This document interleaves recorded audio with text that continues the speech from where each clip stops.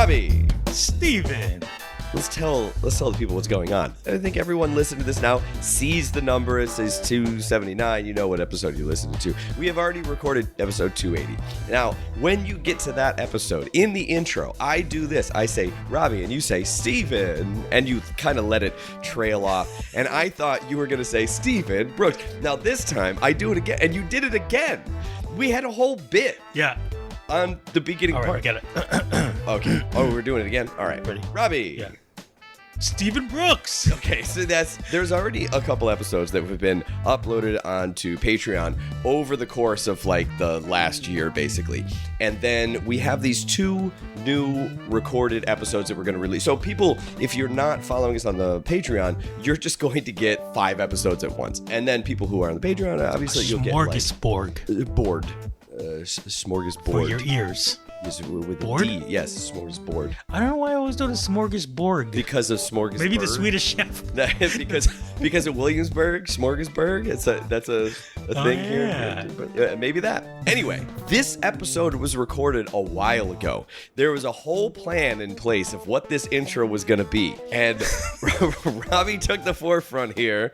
Got this whole plan. We're probably going to do some sort of live hangout show with Patreon. We'll play that audio because we got some audio recorded, and we'll kind of like say why we didn't go with it. But it was a whole production. It was a whole production. It was, sometimes you aim high and then you Robbie failed.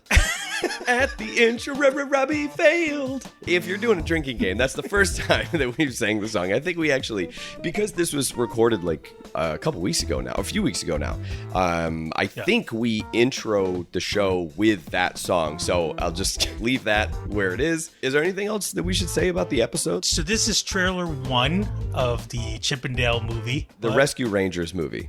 This isn't a movie about. This isn't Magic Mike. I don't know. Did we make a Magic Mike joke in? I think we do go to. Yeah, okay. There are some jokes that were answered in the second trailer that we were unaware of, and so it's gonna be funny to hear the jokes that we say that ended up on the second trailer. Do you want to say anything about the featured image, by the way? For this episode, because it is special. Yeah. Okay, there's one thing I succeeded at. So, yeah. Oh, man. I guess we'll put some kind of info. I'll put who it is in the description. A Fiverr commission to do a 3D version of Steve and I. So we used it for our banner. I think this one we have CG Rob, 2D Steve. Yeah. The joke is to match with the chip. Yeah. 2D Steve. 2D Steve? That should be your... That's not a bad 2D Steve. Yeah. 3D Rob, I don't know. That's too much Rob. I want to say welcome to episode 279 of the Rubber Knee Animation Podcast. And we're calling this one Reboot Onion. Reboot Onion. Are you try to say it with me now? This is like a new thing that you're doing. Mm-hmm. You know, it'd be easier. I'm trying to switch it up. I think I actually say this in the show because we were gonna make our first episode back to record together. So I think I already say that. I think this is double said, but we did not record this one, and we didn't record 280 together either. So This is just my campaign. I'm trying to get you in the same room with me, and you just won't do it. I don't know. I'm trying to build a hologram machine that I could just be there. You'd be 3D Rob. Me. Oh, yeah. I'm Don Bluth. I'm Harry Partridge. Hi, I'm Tom Moore, teenage superhero. My name's Adam Phillips. This is Robert Valley. And I'm in no way doing a forced plug. No, sorry. I won't say that. Definitely go for that. And you're listening to...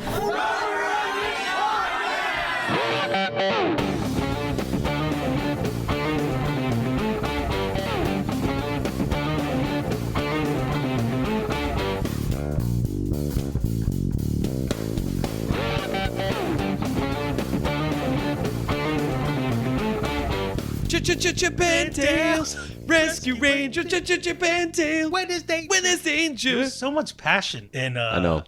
In 80s cartoons. Yeah. And do you think that they were all in like bands and they had hopes of being like in big heavy metal bands?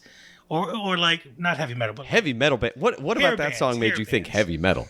Hair bands. Yeah. See, even that it didn't sound hair band to me. More like they would be good for like love ballads or something, like one of those like they have a sensitive side, but they are bad boys. But I think they had, Okay. I think they thought like, oh wow, dude, we got Chippendales, and I heard our friends at Dragon Tooth or whatever they got Crossfire. This could be our big break. We'll start off doing this like theme song, then we'll just move on with our career. And they just got stuck with the Gummy Bear guys and. Are you just doing the whole Disney lineup, like Tailspin? I think Tailspin was a little different. I mean, DuckTales. Even Darkwing Duck had a little like more funk to it. Oh, that's true. Darkwing Duck. They're all Let's get dangerous. even the afternoon show for it was a straight up banger, man. It was just I actually had to look this up. I had to look up who did the song for Rescue Rangers, and it's this guy Mark Mueller, who apparently also did the DuckTales theme song. So he just like ruled it. Yeah, he poured his soul into these songs. Or possibly his heart, because he also wrote the song "Nothing at All" for Heart. Wait, how does the that band sound? Heart? And so really, Nothing at all. Nothing at and all. so really play Nothing at all. Exactly. Okay, stop. I'll play it here. There's your hairband. I could smell all the hairspray and cocaine.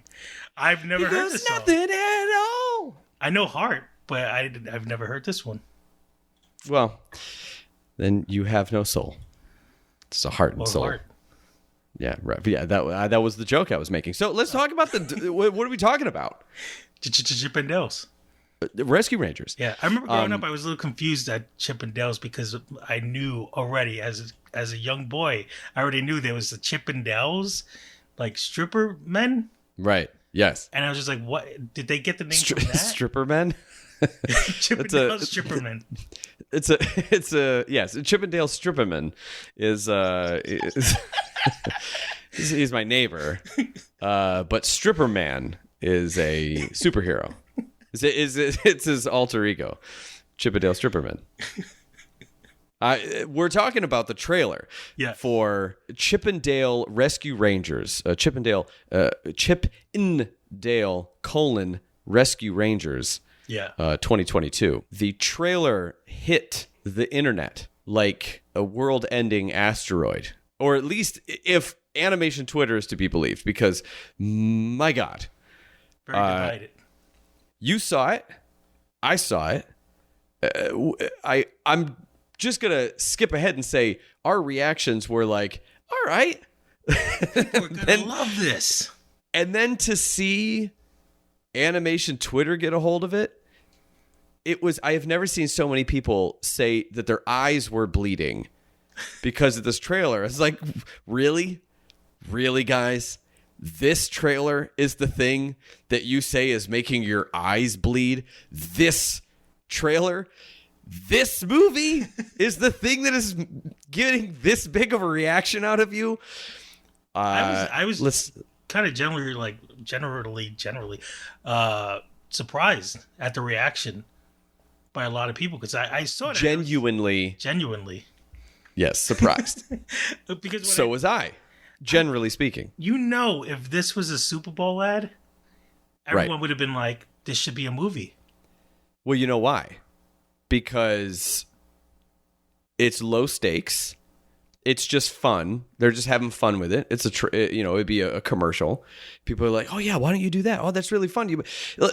The whole idea of Chippendale Rescue Rangers. I actually saw someone be like, why don't they have the voices? Why don't they have the high pitched voices? Why does it have to be meta? Why does everything have to be Space Jam? Why does it's all these things? And I just think like, I don't know, maybe it is our age showing a little bit, and not the need for nostalgia or a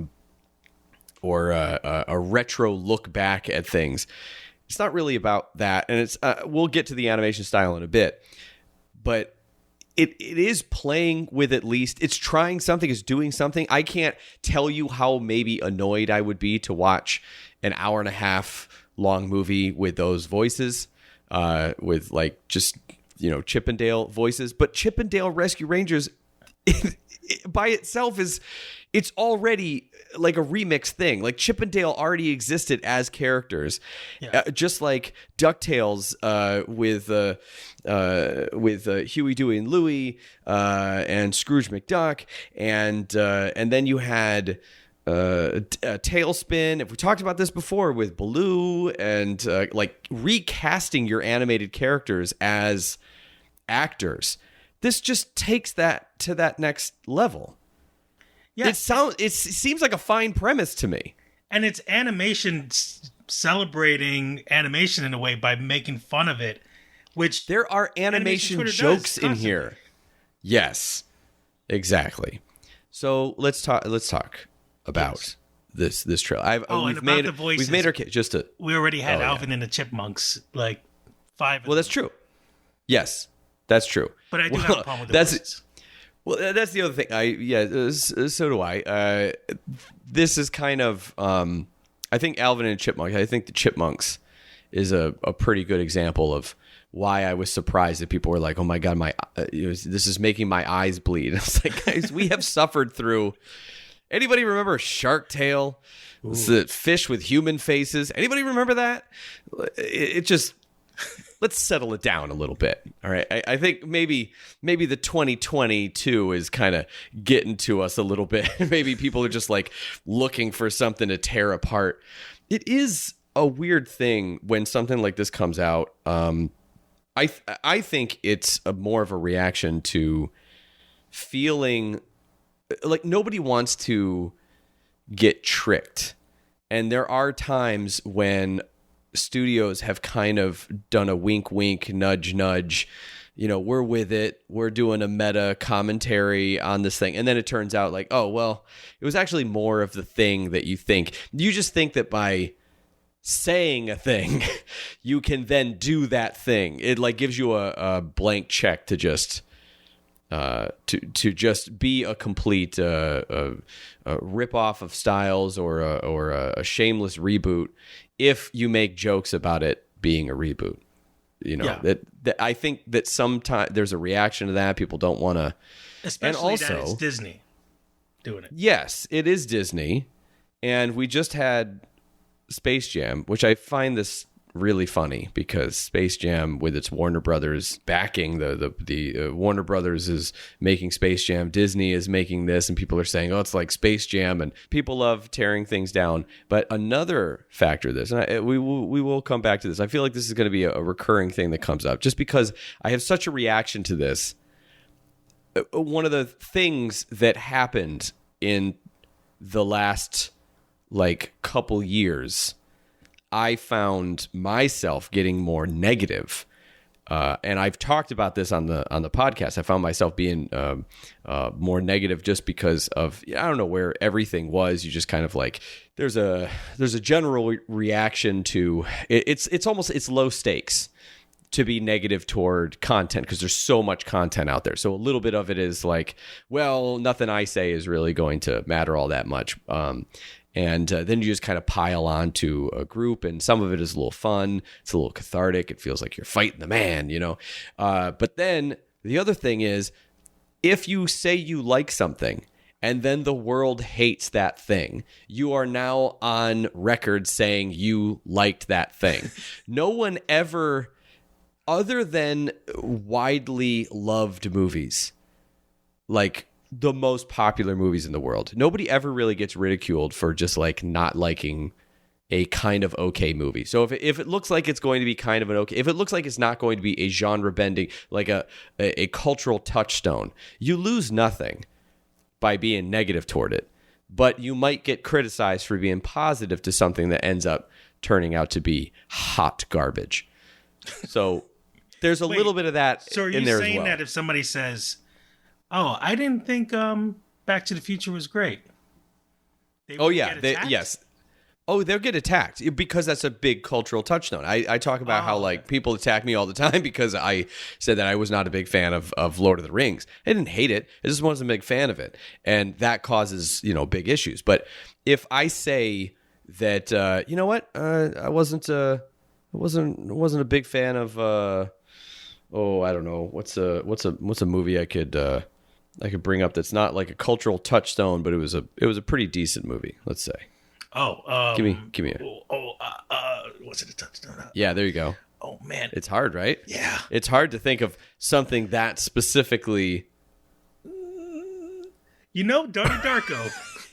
Everybody. Donnie Darko is one of those things that people, but that's also that's kind true. of on the more, kind of pretentious end of things. I'll just say something like Biodome. The Rundown. The Rundown is this kind of forgotten movie from The Rock's history. I mean, maybe not forgotten, but it was like it was an action film. It's if you say you like it. If you say you don't like it, it doesn't really matter. No one's really going to come after you. But if you say something, if you end up saying, you know what, I kind of like cats. And then the trailer comes out and it's right. Exactly. Well, no, people did say that, but of course, ridiculed. Thank you, Twitter. My point is, this is just where the discourse is on content, on film and TV, and especially animation. Animation Twitter has its own stuff going forward. Okay, rant paused, let's say. Not over, but rant paused. Let's talk about the trailer itself. Your first impression. Let's describe what the trailer is. First of all, what's the premise of the movie? The premise is 30 years later. What are Chip and Dale doing now these days? And it's kind of like a indie industry of animation, and it's kind of like Roger Rabbit, but more of a present day. And it kind of just shows almost it's a pretty much like where are they now? That's how it kind of starts off. Yeah, that's a good. They are actors. The Rescue Rangers was a show that they were on. They're talking about how they were at the top of the world at that time, and then the show was canceled, and where they all went and what they all did. And so we have things like we have Monterey Jack, who fell into a deep dark hole of addiction to cheese, which is it's funny as long as you keep it cheese, but like they clearly were writing it with a serious drug in mind, just replacing the word cheese, like not even really doing a lot to really make it very cute. So if you just take his words and you just replace it with something much harder, it's not cute anymore. But there that, and the big thing is, we will get to the animation style, but the plot-wise, the big thing is that Dale, who is the dumber of the two, let's say, it decided to get a CG makeup or a makeover, which they're kind of playing it like he got like Botox injections or he got like plastic surgery or something like that. It's he's kind of going through this crisis thing, and he decided to do this, and then the rest of the movie, I assume, is him as a kind of Alvin and the Chipmunks hybrid movie, modern CG cartoon character in the real world hybrid movie style, and then Chip and Monterey and Gadget, and they're all what would be considered 2D, I believe, is what they're going for, but it's very clearly, if not exactly CG, at least some form of kind of rotoscope CG. I couldn't find exactly how they did it. I was trying to look it up. The easiest answer is that they are CG, but they're what has been known as cell shading, but something to make it look more like flat 2D cell painted, like their original stuff, but as though it were animated using a 3D model. It's the best way I can kind of describe that. If you haven't seen it, if you've seen it, of course, And there's just all these gags. It's like they're going around. There's a bunch of different cartoon characters that are in there from the time. They have these animation gags, and it just seems to be like that's that's the movie. They're going to rescue their friend. Oh, they're going to say cinema. Save the day. They're going to rescue cinema. Yeah, it's weird because it's for Disney. It's kind of like very mean-spirited in a way. Yeah. And it's Disney kind of making fun of other companies and like saying like, "Oh, your style is just awful." Like Seth Rogen's character, I guess, is like Beowulf or one of those kind of. Yeah. It's so funny that you said Beowulf, but you said it Beowulf and Man, Bear, Pig. But Beowulf is exactly what Beowulf means. So, but anyway, I'm going to read the exact premise off the Wikipedia. It says 30 years after the Rescue Rangers series ended production, Chip works as an insurance salesman while Dale has had CGI surgery and works the convention circuit in hopes of reliving his glory days. When a cast member of the original series mysteriously disappears, Chip and Dale must reunite to save their friend. It's almost like I feel like this is a very popular premise now. I mean, they did it on YouTube Red before it became YouTube, whatever it is now, Cobra Kai. That almost the exact same thing. That Daniel is now a car salesman, and it's like, where are they now? And taking the series and trying to turn it on its head and trying to peer back into our childhoods and see if we can look at it in a different way, look at it in through different lenses, knowing what we know now. It's a fine idea, and I think the idea of having them be actors, and this is just a thing, like they used to be on a TV show. This used to be a thing, and so maybe that's where the voice comes in. That's my assumption, is that, oh yeah, you know what I mean? Where they didn't really actually speak that way. Maybe it was just something. Maybe it's either that's what they sounded like when they were young, and now they're older, but they don't look any older because they're chipmunks. Or that's just a voice that they did for the TV show. There's a lot of different ways that you could go about it, and there's a lot of different things that you could do with it. We're going to have to wait until we see the movie, but I think that the premise is sound. The premise makes sense, and it's the thing everyone wants to do. You want to have your art style and your visual style somehow help out the premise and the plot and the thing that you're going for. So if the whole idea of this movie is you are commenting on the state, I guess, of modern animation, of where animation was, of where this style was. It's almost like a commentary on cartoons and hand-drawn cartoons and where they were, and the speed at which everything moves at now and being forgotten, and the range of art styles. It works. I think the idea makes sense. It's just when you play with that idea, now you enter into a lot of complicated things animation-wise, and that's maybe where you get some of the, flatter looking aspects of the movie. If you think about it, I mean, I'm going to talk about cameos in this. Do it. This might be the same universe, because Roger Rabbit was in there. Roger Rabbit was about inside the industry. So it might be the same universe as Who Framed Roger Rabbit, because he's in it and, whatever. But people were still angry about that. He wasn't animated well enough. And MC Scat Cat was there, which I was very happy to see. I kid you not. I made an MC Scat Cat joke the night before the trailer came out, saying I want to see Did him. you? Yeah, I made a tweet saying I wish that they had him next year on the at the halftime show. How amazing that would be. Paul Abdul came out, MC Scat Cat came out in a hologram or something. And then my wish kind of came true. Sure. But also, do you think people complained when Chip and Dale's Rescue Rangers came out? Because Chip and Dale were just two... wait, are they chipmunks? Yeah. They're chipmunks. They were woodland creatures.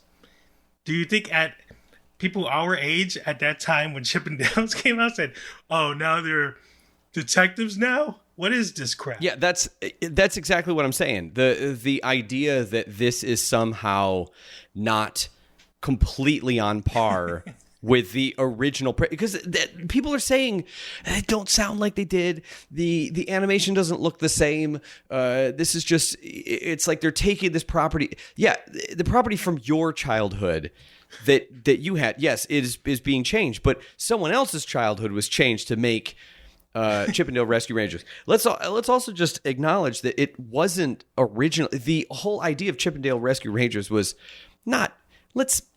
Okay.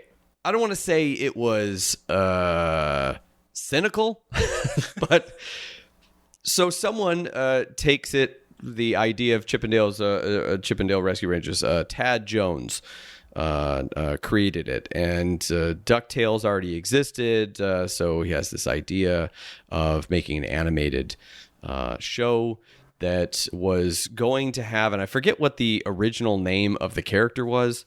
It was yes, it was Kit. So anyway, it was kind of like an Indiana Jones type character, and then there was a chameleon in there, and there was another character that kind of looked like Monterey Jack, and this was the pitch, and they brought it. He brought it to Disney, and Michael Eisner apparently looked at it and said, "Well, let's use Chip and Dale." Instead of just using one character, let's use both of these characters that we already have, and instead of it being this thing that's kind of I forget what it was originally called, Rescue Dude. Well, it was he originally pitched a TV series based on The Rescuers, but because the sequel was already in production, he decided to come up with a new concept called Metro Mice, and that's where Kit Colby was there. He was an Indiana Jones type that would end up being Chip, and there was a chameleon in there and all that sort of stuff.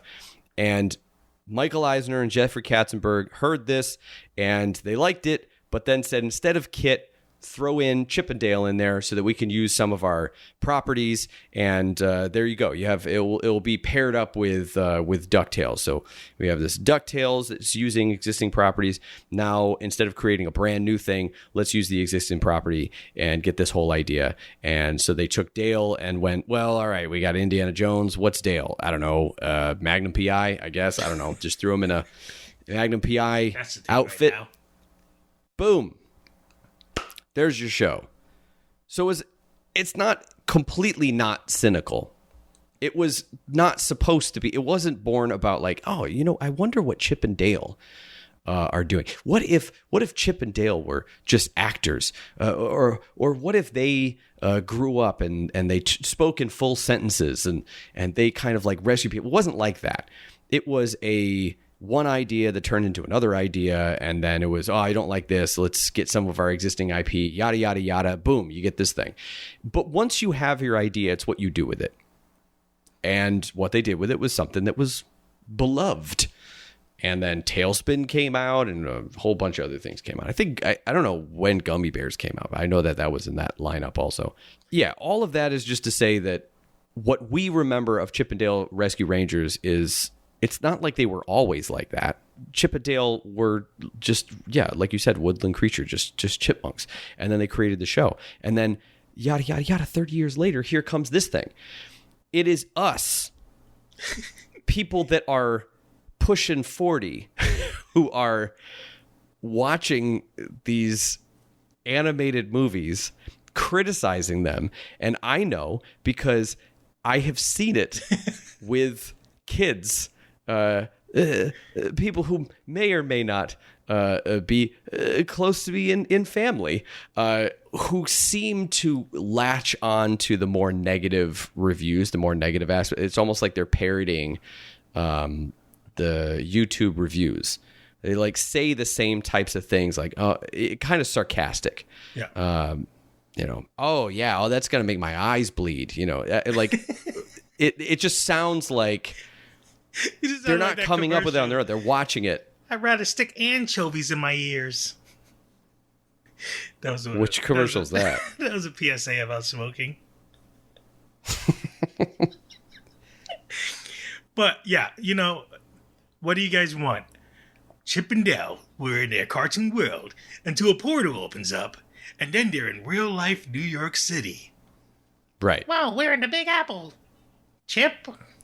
No, they don't want that. What they want is they want a Chip and Dale Rescue Rangers hand-drawn animated movie that looks like it could have been a plot that was unused from the original series, and it's just done completely in earnest. And you know who would watch that? No one. Nobody. And you know what? I'm sure that there are people that are listening to it going, I would watch that. You want to know what the sad fact is? You're nobody. That's what the real fact is. The people who are being that upset about this, you have to understand you don't really carry much weight. And I think that's where some of also the anger comes in. Well, but this is what I want. Well, sometimes we don't get what we want. Sometimes kids do. And maybe this is, again, yet another movie that is made for adults who watched Rescue Rangers when they were younger, and now they have kids, and they're hoping that they're going to hit both of that stuff. They're going to get the audience of the people who are like, oh, I remember Rescue Rangers. I want to experience that. I want to take my kids to watch this movie. Not animation fans, not animators, not fans of cartoons, but people who used to watch cartoons and now have kids and want to watch things with them. That's what this is for. Yeah. Just be grateful that it looks like they're actually taking it a little bit seriously. There's some good jokes in here and animation specific jokes. Oh yeah. You said you had a list of, do you have a list of Easter eggs? Oh, that was pretty much it. It was MC Scat Cat. There was a Sailor Moon, but it looks like they're at a Comic-Con, so it could be just a cartoon dressed as Sailor Moon. Now it looks like a kind of a mashup of a Gummy Bear, Wreck-It Ralph, the torso of the Hunchback, and a robot arm. I don't know who's that, but yeah. Oh, and there's a sign that falls like in Jurassic Park, so it's a little Jurassic Park. Well, it's not just the sign that falls like Jurassic Park. That entire shot is like Jurassic Park. And My Little Ponies. How could I forget My Little Ponies? And I saw some people talking about MC Scat Cat and like, why is MC Scat Cat in there? I don't know if they even meant to do this, but MC Scat, I think we talked about this in the music videos, best and top 5 animated music videos. The fact that it was animated by a team of Disney animators, just not like, Disney. They did it in, I think it was actually in between, or it was before or after. It was something around Rescuers Down Under, which if I'm remembering this correctly, and if that's true, it is possible that this is the deepest and most appreciative cut of animation references. That Chip and Dale Rescue Rangers was originally supposed to be a Rescuers TV show, and MC Scat Cat was animated by Disney animators in between, or something to do with the Rescuers Down Under. I want to look it up, but I don't want to like mess up the flow of the show. But I seem to remember something along those lines. But at least Disney animators. And then now you have Chip and Dale Rescue Rangers, and they're partying with Scat Cat.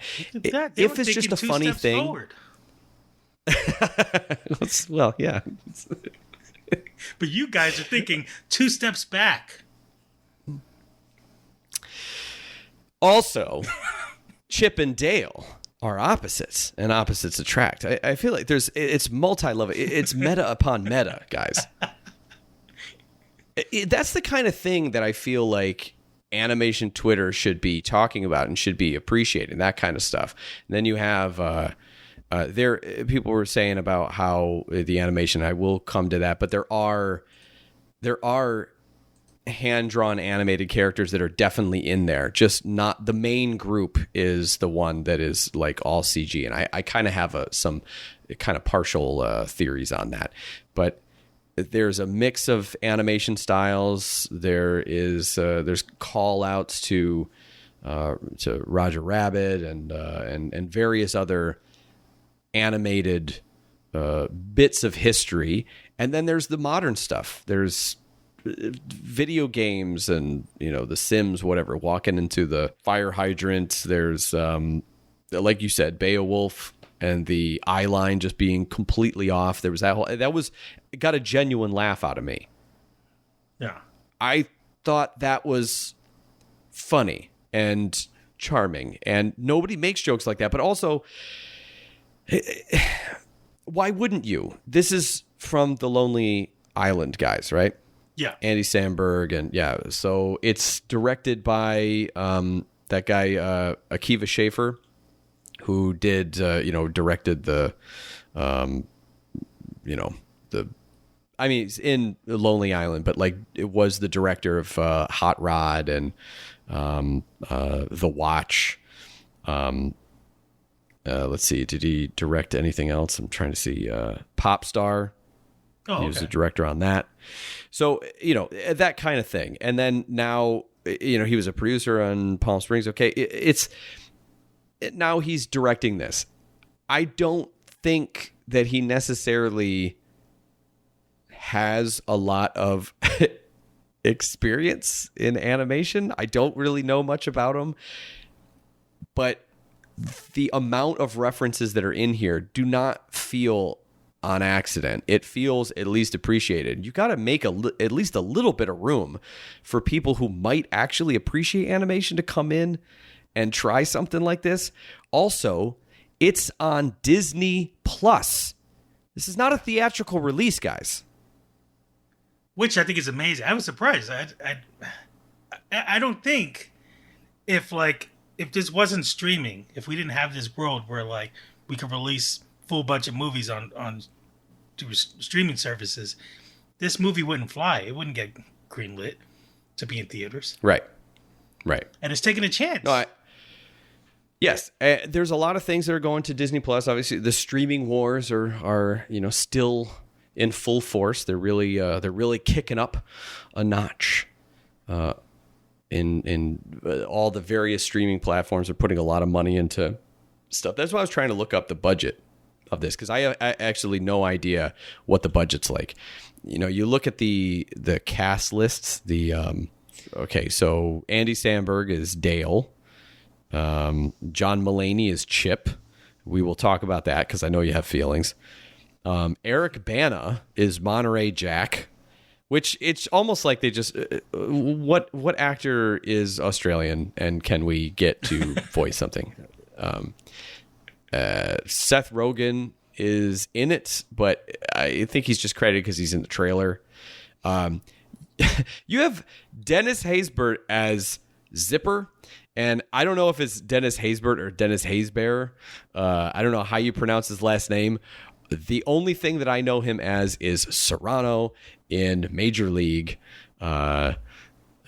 He's the guy who could crush the ball. And he does like voiceover. I know that he has done things for voiceover in animation recently. Isn't he the? He's a spokesperson for something, isn't he? What's he the spokesperson for? Allstate. Allstate. Yeah, he's the Allstate guy. You're in good hands. Is that your? I got to do my neck grab. Allstate. Allstate. I can't even talk like a man if I tried. Talk like a man. Anyway. So I thought the trailer looked interesting. I like the idea of it. I'm I'm actually genuinely excited to watch it. Like, not the type of thing that you say. I know we say this sometimes. Oh, I'm excited to watch it, and then it comes around, and you're like, not really excited. It's more like saying I would watch it. This one, I'd actually watch. Oh yeah, yeah.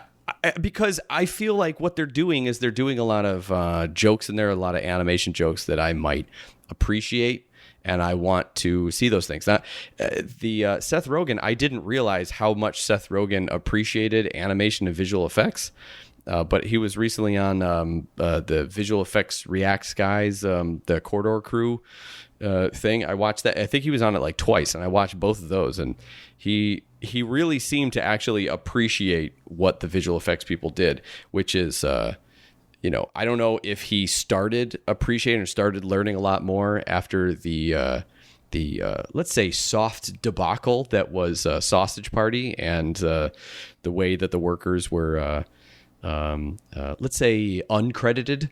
We talked about it a long time ago. It seems like there's enough animation love in the movie where it might be something where I might actually want to watch it. Oh yeah, I know I say a lot. Oh yeah, I'll check it out, and I never do. This is a guarantee. I'm gonna watch it because. So I feel like we have to watch it then. Yeah, Chip and Dale, Rob, Steve. That's right. I do my name first. What? Yeah. Okay. You think you're Chip? Is that what you think? Listen, we could debate this all night, but Brooks and Rob. Oh, that'd be a cool T-shirt. Brooks and Rob, podcasters, animators. Oh, well, you could say pod. No, animators works better. Yeah. Brooks and Rob, animator. Brooks and Rob. Fan on art, a anyone? podcast. Well, we're kind of doing our own fan art on on this week's episode. Anyway, we're gonna have to talk about the animation, the actual animation. I do have criticisms, but not anything that actually takes away from the excitement. Because guess what, guys? I'm sorry, but animation is not the end all be all of an animated movie.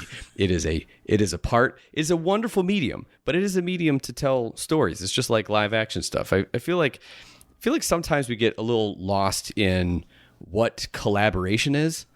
Animation is very collaborative, but you have to be able to collaborate with other disciplines in order to make something that requires other disciplines. You have like experimental animation, you could do that on your own. There's no writing involved. There's no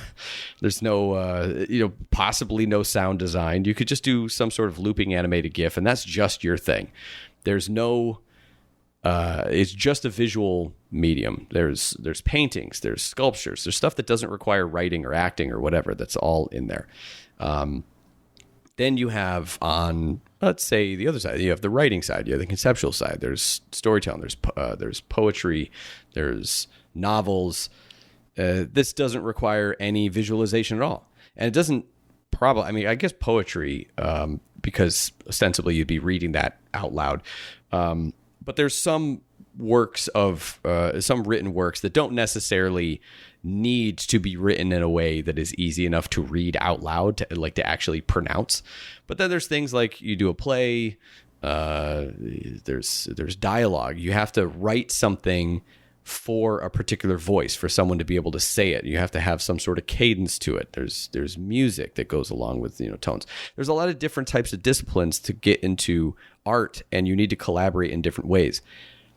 All under the umbrella of, if we are talking about a Hollywood movie that needs writing and music and acting, the story that's trading on a long history of older IPs, and you're talking to multi-generations and stuff, it has to do a lot. To just focus on the animation alone is so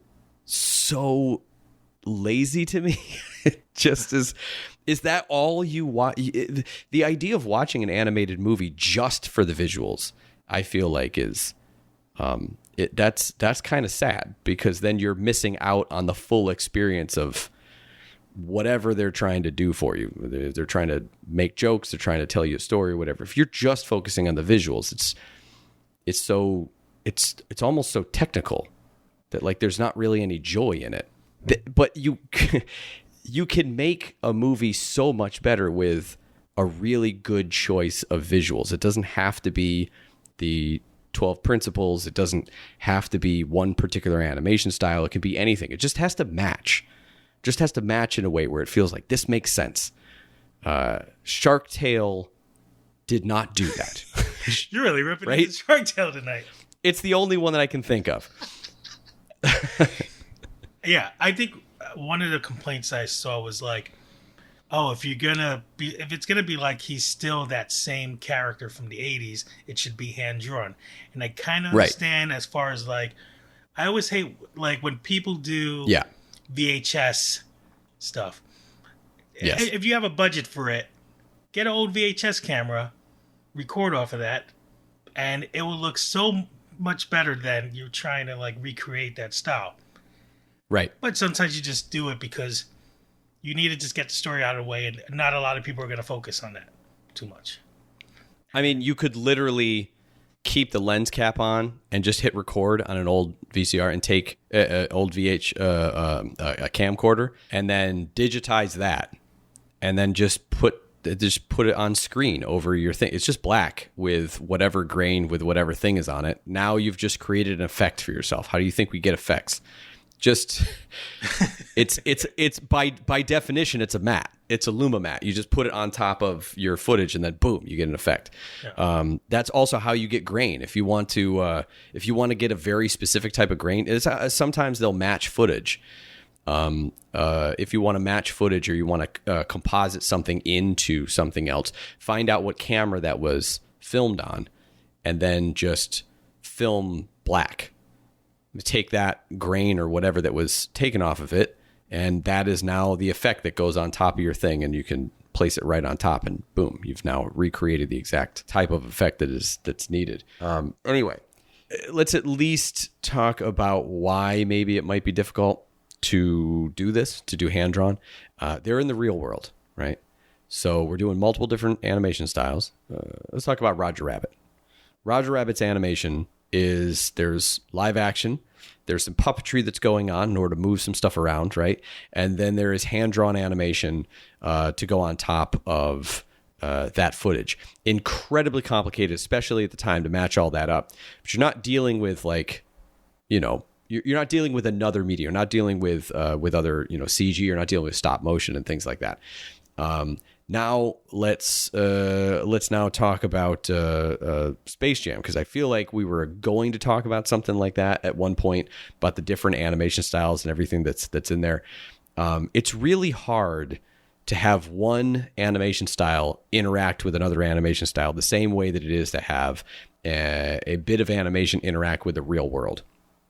You have the real world, you have hand-drawn animation or CG that needs to interact with it. You need to move this shirt or something, or you need to go behind a pillar and swap out the real shirt for a CG shirt. And it's the whole handoff thing is very difficult. Imagine doing your main characters of your film. One is CG, one is 2D, two different disciplines, two different programs. And they are in every single shot of your film, interacting with live action stuff. The sheer complication of trying to balance three different types of, the visual capture, live action, CG, and 2D. You would need a budget that I would assume is higher than this.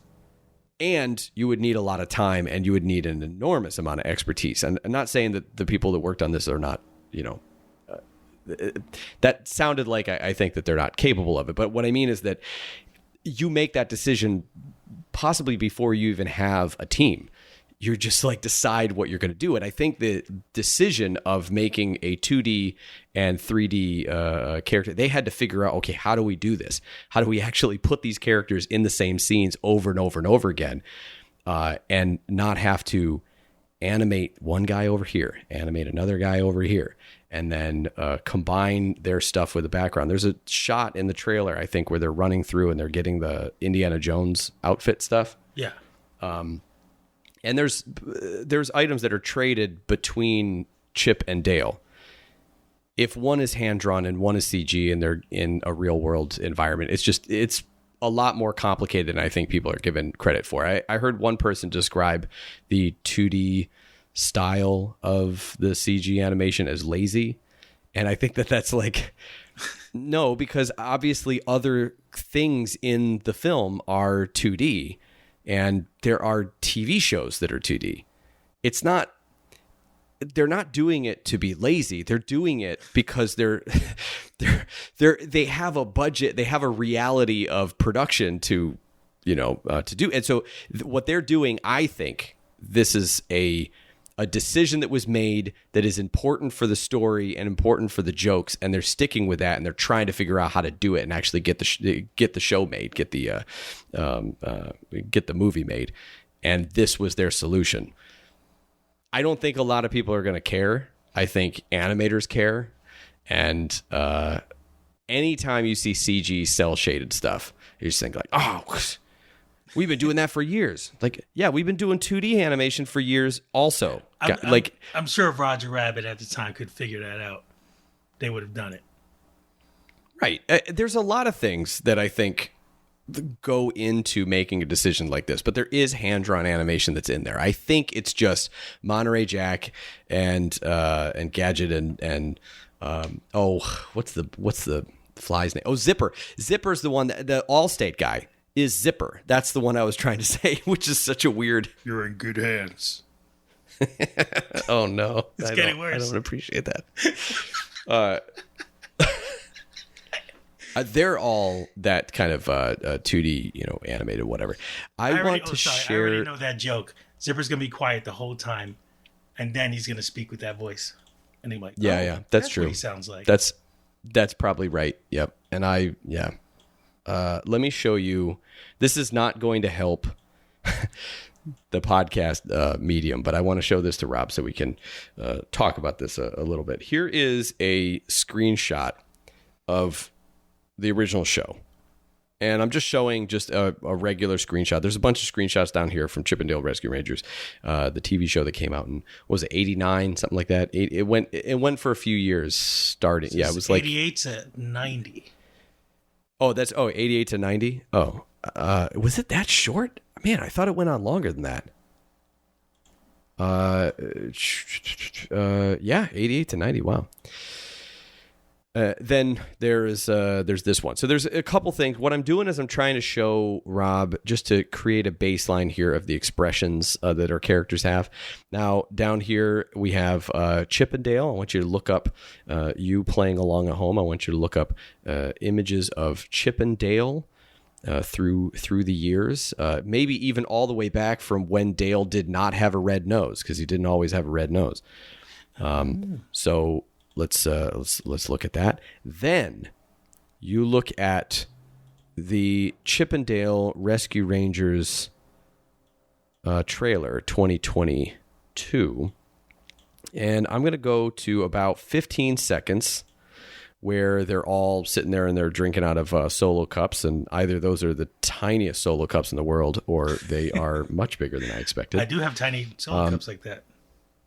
I know you do. Oh, I know you do. Shot glasses. I only got it because they were cute. So if you are used to Flash, or now called Animate for quite a while now, actually, you can use the period and comma keys to step forward and backward on YouTube. So you can play along with that. And you can see that the solo cups themselves in this scene are all on ones. So the hands on ones for Chip, but the animation of the body and the face, the head and everything, that's on twos. So we're getting kind of a twos and, ones and twos animation style, a lot like Spider-Verse.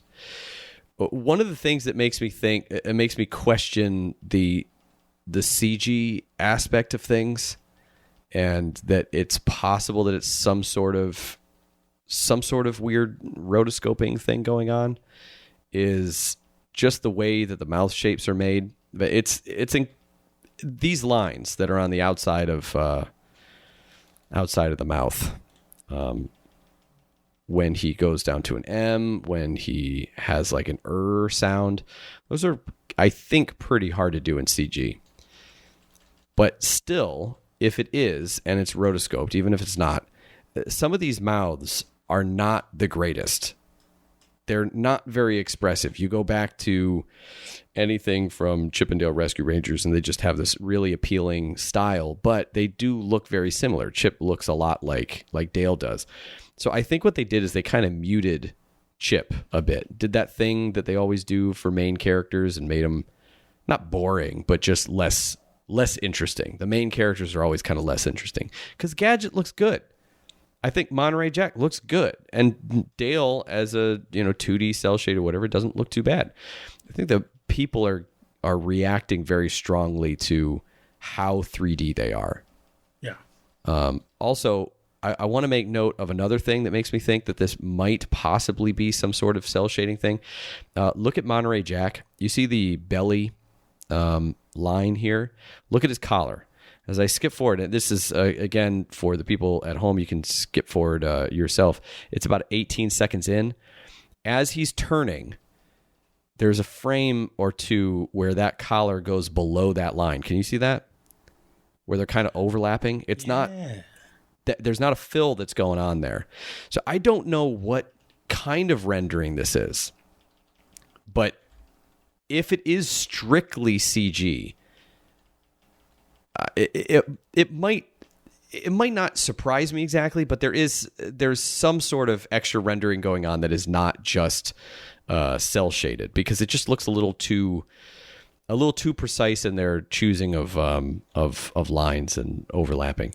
So let's now look at Roger Rabbit. Roger Rabbit. Wait, I want to skip forward actually a little bit to now. Around MC Scat Cat. 21 seconds in. Play along at home, people. 21 seconds in is when they are dancing the Roger Rabbit with Roger Rabbit.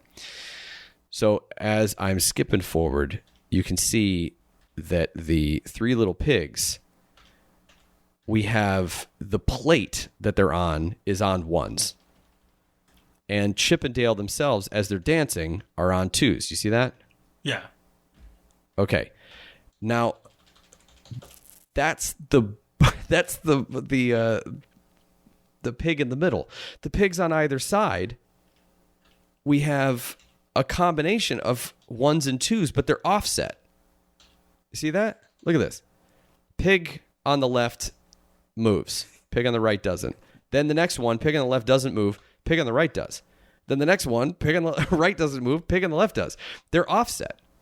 They are on twos, but they're not playing at the same rate. And you can see that also with Roger Rabbit. They're all playing at different... They're all on twos, but it's like one of them started on an even frame and one of them started on an odd frame. You see that? Yeah. I don't know if this is just the trailer and they just had to get this thing out, but I think it's just stuff like this that is just kind of making you see that give it a little bit of breathing room for the fact that this is on Disney Plus. Yes, there are things that you can catch, and it is not going to be at the level of Who Framed Roger Rabbit, just the way that you have the newer Jurassic Park movies are not going to have their dinosaurs that are going to be as, crazy believable as the T-Rex. Everyone looks at that T-Rex and they're like, it's so believable. It's because they put every bit of their heart and soul in making that thing look as believable as possible. And most of it was like live footage. They had a huge, T-Rex. They spent a lot of money, spent a lot of time. Yes, it is clearly not going to spend the kind of time that was necessary to make Roger Rabbit work, but that's because this isn't Roger Rabbit. This is Rescue Rangers 2022 on Disney Plus. I just feel like we just need to lower our expectations just a little bit. Can I just say I appreciate that you examined that the same way they examined the John F. Kennedy assassination? This is a Bruder film? Pig to the just left. Like frame by frame. Pig to the left. It's interesting when you look at the idea of choosing some things on ones and some things on twos. But the weird thing is, Roger Rabbit is animated on twos. But famously, Roger Rabbit in Who Framed Roger Rabbit everything was animated on ones. You got Betty Boop, who would have Betty Boop is animated on ones. Every single character in that movie is animated on ones to match with the 24 frames a second. So Roger Rabbit is animated on ones. But in this film, he's dancing. He's doing the Roger Rabbit. It's animated on twos.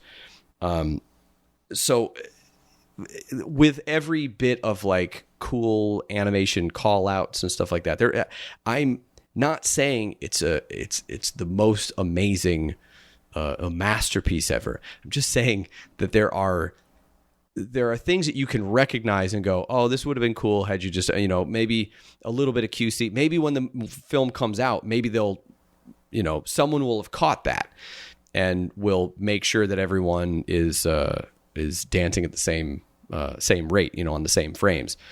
But there's also overall, a really quick joke that's going to be in there, and I don't think they just. I just like seeing Roger Rabbit finally again. It was just nice to see him. It was nice to see MC Scat Cat. It was nice to see them in the same room partying together. You see the Three Little Pigs, you see Roger Rabbit, MC Scat Cat, and Chip and Dale all in the same frame. That's fun. It doesn't get me as excited as an original Roger Rabbit film. Like when I first saw Roger Rabbit, that like blew everyone's minds. You're seeing Donald Duck and Daffy Duck play dueling pianos against each other, and that's an amazing shot. Yeah, it's an amazing scene. Nothing in here is probably going to compare even close to that, but I would compare this to I think this is probably better than a newer Jurassic Park relative to the original source. If you were to say Roger Rabbit is to Jurassic Park as this is to a Jurassic Park sequel, does that make sense? Yeah. If you're doing that comparison, I think this is more successful than like Jurassic World or whatever. Yeah, it's funny because Roger Rabbit and Space Jam have been the two movies that you think of doing like live action stuff. It's been like Pepsi and Coke for these years, and then Cool World was like RC Cola or something, but nobody really pays attention to it.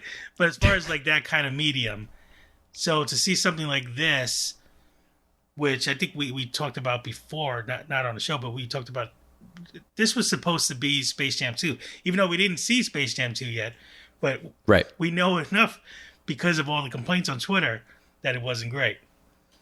I forgot where I was going with this. Yeah, well, because you can believe Twitter. But no, I think there are people that we know and that we trust who have seen it and said, yeah, it's not great. And it just reeked of corporate stuff. This is such a weird thing to see Dale dancing in the mirror in parachute pants. To describe this in any other situation would make me throw up in my mouth, but this does not. This doesn't have the reaction because I get what they're going for. This is it's a comedy. It's not just a remember this. It feels like they're actually doing something. And it has. I feel like it's been a while since we compare a lot of things to the Lego Movie, where things are trying to be that kind of humor, and I think this kind of will hold up to that kind of Lego humor as far as like being fast and just kind of surprised throughout it. I hope I don't watch it and then all the great stuff is in the beginning and then it's just boring. But one thing I could appreciate from this, it doesn't seem like there's a human character that we're gonna have to rely on to save time on animation, like a lot of these movies do. Like Tom and Jerry, I didn't see that either, but apparently most of it is, there's a lot of time where we're spending time with people we don't want to spend time with, and it's because this feels like it's very with Chip and Dale. Yeah, and that's something to admire. I mean, so far, Totally. it doesn't seem like that's what they're going for. Do you think that the success of Rage and Fury to the Sonic trailer has spurred on people to just react this way whenever they see something that they don't like, in the hopes that studios will just go, okay, Oh yeah, I'll change it, I promise? yeah. Because I saw the Sonic 2 trailer and it looks good, man. Yeah. Like it actually, if that had been the trailer for the first movie, I would have been genuinely excited. I wish we could focus our energy, our anger of making Sonic look like Sonic into like health insurance and dental care. Sure. Because my teeth look like the original Sonic the Hedgehog design from the movie.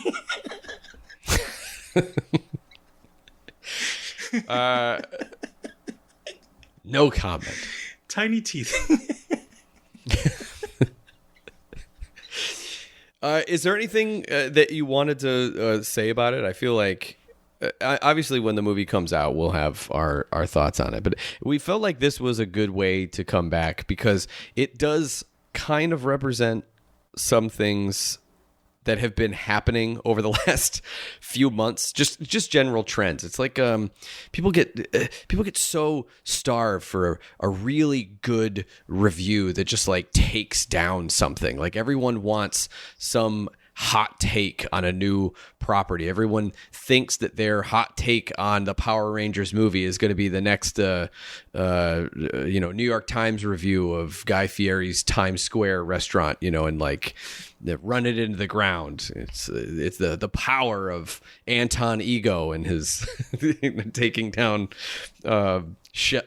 Gusteau's for losing sight of. I'm trying to give an animation reference, but Yeah. This trend of going toward that kind of negativity, just for, I guess it feels like it's a weird kind of like YouTube punk rock now. It's such a weird thing to see because I see kids do that, and it's like this is their version of bucking the system and going against the man. Is just going, it's gonna make my eyes bleed. It's kids are just learning these phrases off of YouTube just because people are just being awful toward a movie that seems perfect. Believe me, there are things that you could put your energy toward taking down that definitely deserve it. We might talk about that at a later time. Sometimes Wink, wink. Did I say no more? good people and good artists work on bad projects. And they try real hard for a while. And then it's... Yep. When does it end? I don't know what you're talking about, but I will say, I mean, I do this too. I can't act like I don't talk trash. You get a lot of likes. You get that. It's fun. You get that endorphins.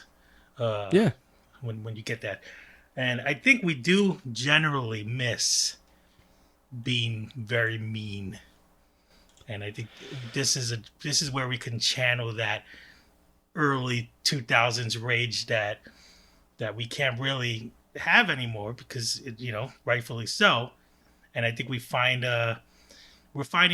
little ways to kind of, we're always going to be those people in the Coliseum.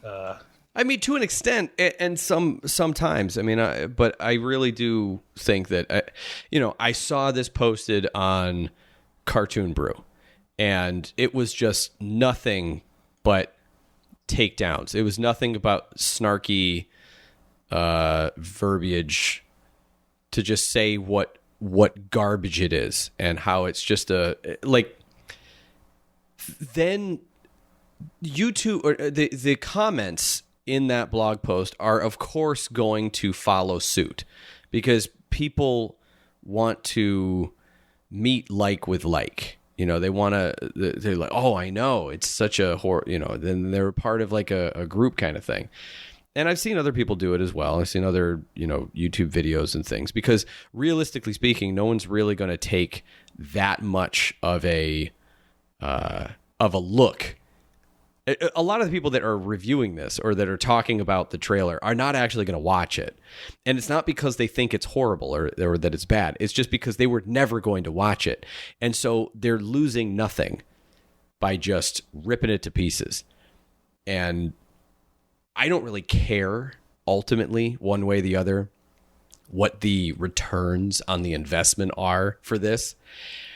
I think all I'm saying is this demonstrates a trend that I think is it's a double-edged sword that you're not going to want eventually, because eventually it's going to come after something that definitely doesn't deserve it, and that's going to have a longer impact on properties that are made after that, because you know, people take chances on things, and if you tear down everything that takes a chance on something and a genuine chance, then the people who, you know, count the money and the shareholders bringing that back. Reboot it. Reboot. Those guys are going to look at that kind of response and go, oh, well, I guess it's just good to not take chances because you're risking not getting the widest audience to go to the lowest common denominator. And if you try something and also the people that you're trying it for are going to tear it down, then there's really no reason to try it. That's when you get huge losses. Really, a lot of times studios are just looking for, all I want is something that could possibly make money, that could keep the brand going, that will allow us to work in some advertising and won't lose money actively on the outset, won't ruin the brand or anything. When you try something, you have the opportunity. It's like swinging large, right? You have an opportunity to knock it out of the park, or you could swing so hard that the bat just flies out of your hand and hits someone in the stands and causes a big. I'm just taking the logical conclusion of it. It's just, you might not want it. It might be fun in the short term, but you might not want it. You know, just pull it back. It's just begging for a little bit of reasonable reaction to movies. And I'm not talking about kids. I'm talking about us. I'm talking about 30-somethings, because we're the problem.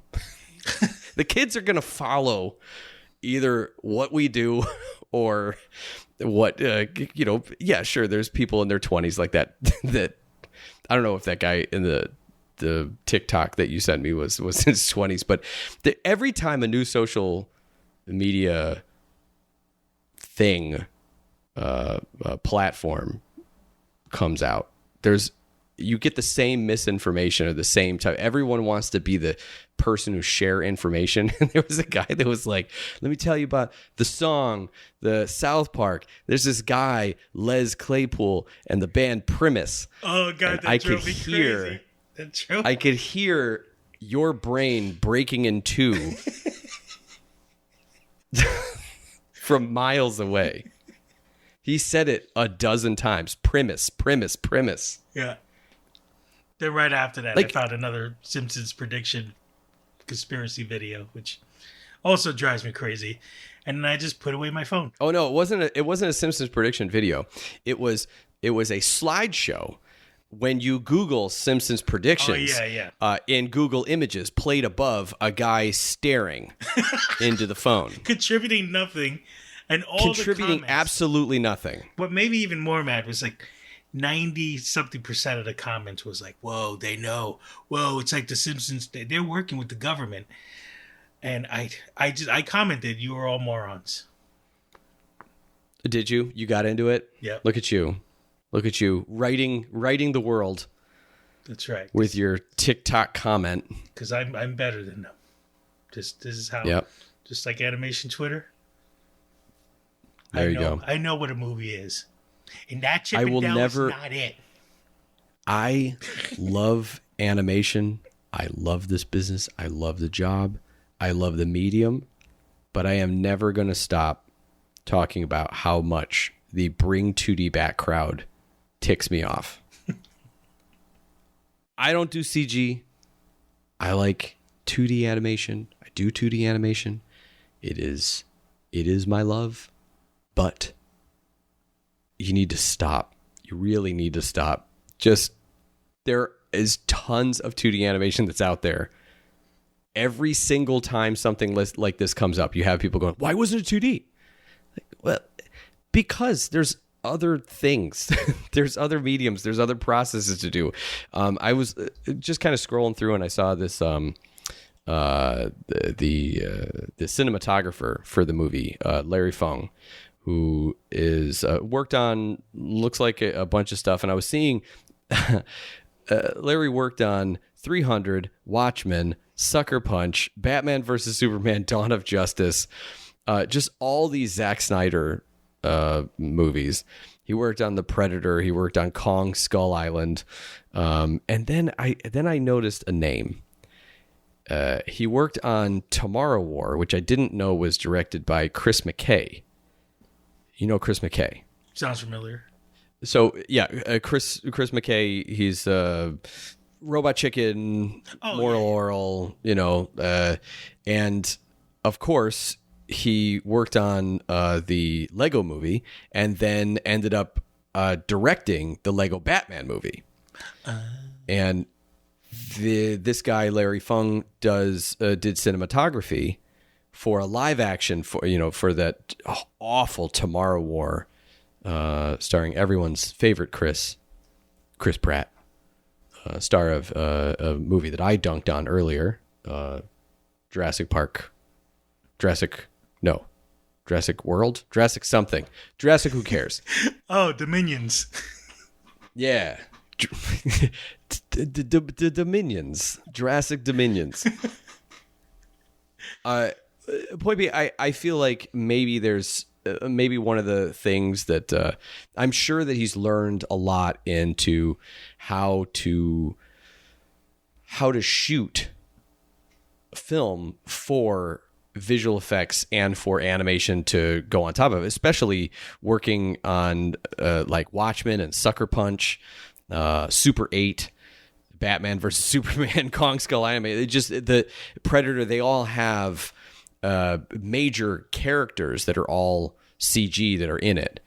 And then to work also with Chris McKay, even though it was not on an animated project, I got to imagine that there was some sharing of information that was going on. So I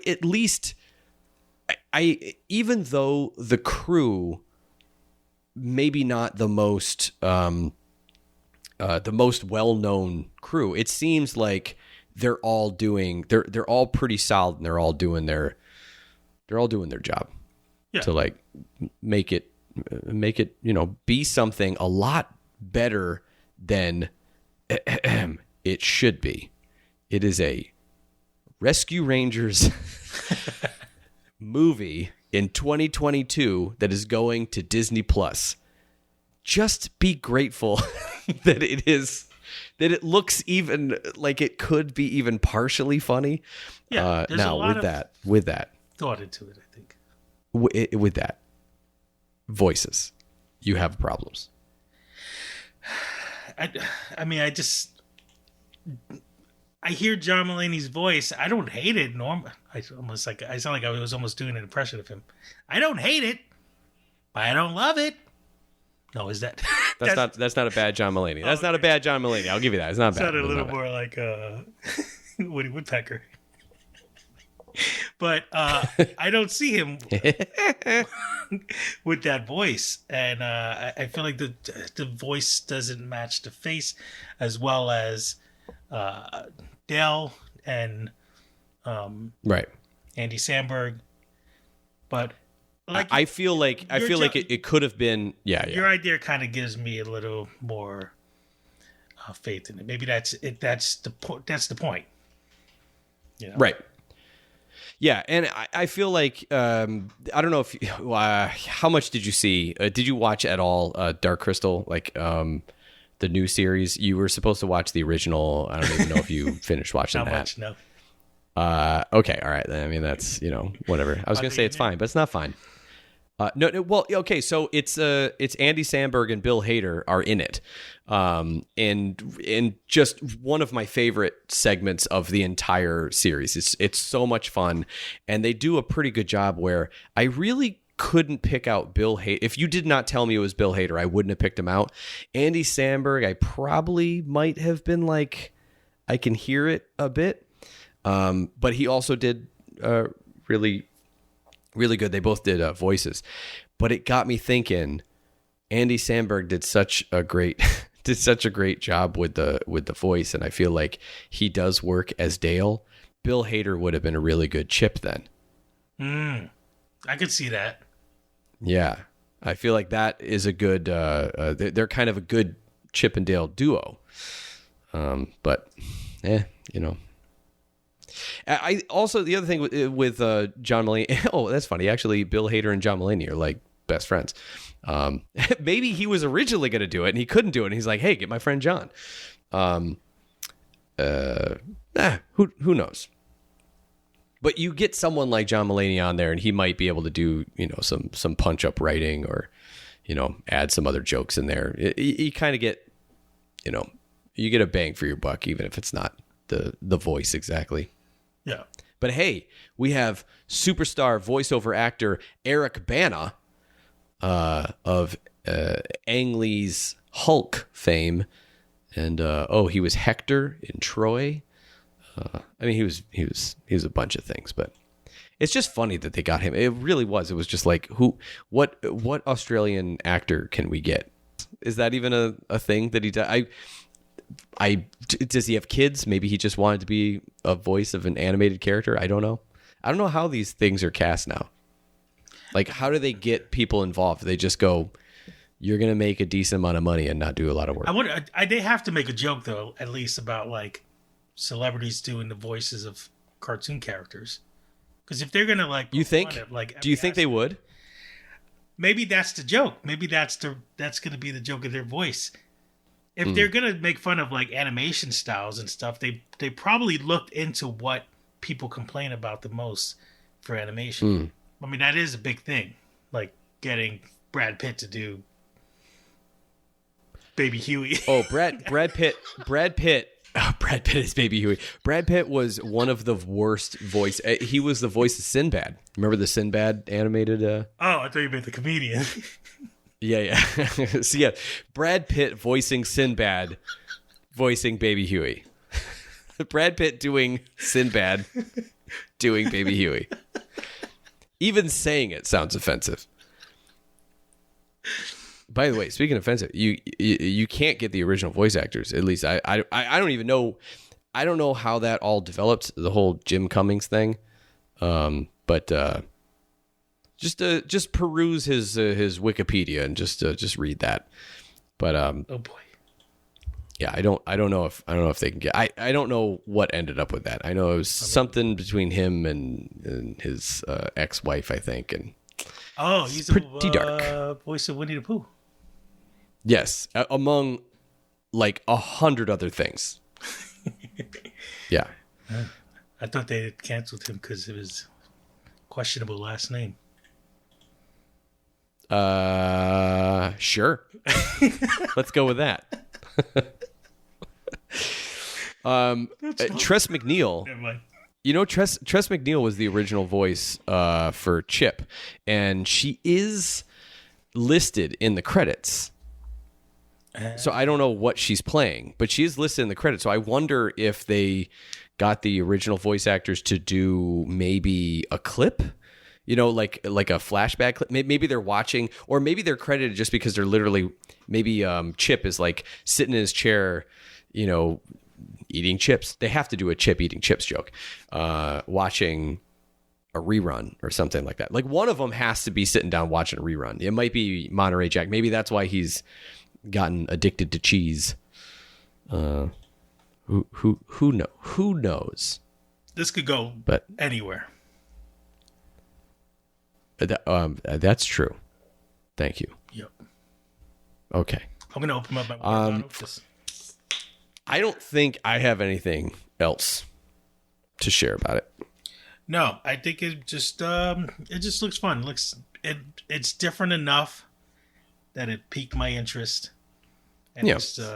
And I think people are going to watch it because they're not, even if you don't want to watch it, if it was in theaters, there is a great chance of it failing. But I think since it's streaming, it's going to be successful because either you're watching it because you want to watch it or you're watching it because you want to hate watch it. But I hope the outcome is, oh, that was pretty fun. And I'm glad they took that chance. And a lot more movies do this. Agreed. Except for something I love and cherish, because then I'd be a little insulted if they took a property that I like, and then they turned it into something that I wasn't expecting, and then I'd be pretty angry about that. What if they did that with, I don't know, let's say like the Flintstones. Yeah. What if they did a live action reboot of the Flintstones and they basically just made the Honeymooners? I think I'll be all right with that. I think that'd be pretty fun. Like they just keep the names and everything, and the premise of they make a Honeymooners remake basically, but the premise is that this is a live action updated. What's that? I know that band. Premise. Oh.